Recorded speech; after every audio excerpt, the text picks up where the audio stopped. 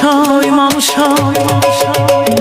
Həyatdır eybi yox, nə vaxtsa gələrik hürsüzə qismət, nə bilim. Rastlaşdırınca Allah ya təsadüf ya da fürsət, nə bilim.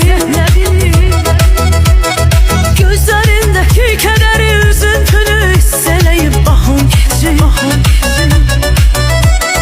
Göz yaşı tək yanaqlarına damla damla narın narın maxım keçir.